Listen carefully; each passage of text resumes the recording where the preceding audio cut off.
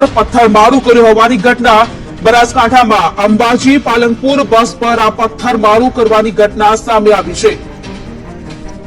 ત્યારે જે ઘટના બની છે, ઘટના સ્થળેથી 3 જેટલા બાઇક પણ ઝડપાયા છે। અસામાજિક તત્વો દ્વારા આ પથ્થર પર બસમારો કરવામાં આવ્યો છે। જે પથ્થરમારો કરવામાં દેખાઈ શકાય છે કે બસના કાચ છે તે પણ તોડી નખાયા છે। દાંતાના પાસા ગામ પાસે બસ પર જે પથ્થરમારો કરવામાં આવ્યું છે, દ્રશ્યોમાં પણ આપ જોઈ શકો છો।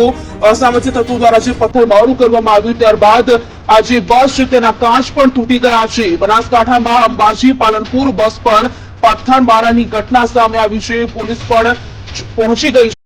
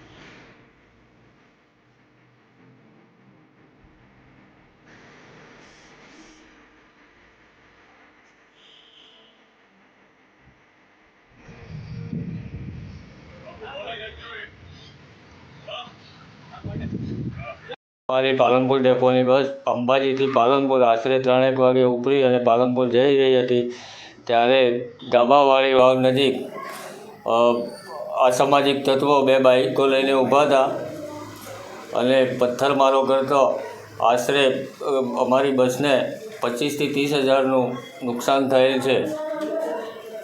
પછી તમે શું કાર્યવાહી કરી છે? પછી અમે પોલીસને મદદે બોલાવતો પોલીસ ઘટના સ્થળે આવી અને અમારી બસ પોલીસ સ્ટેશને લઈ આવી અને અમે પોલીસ કાર્યવાહી અને ફરિયાદ દાખલ કરવાની કાર્યવાહી કરી રહ્યા છીએ। કેટલું નુકસાન થયું છે? 25 થી 30 હજાર નુકસાન થયું છે।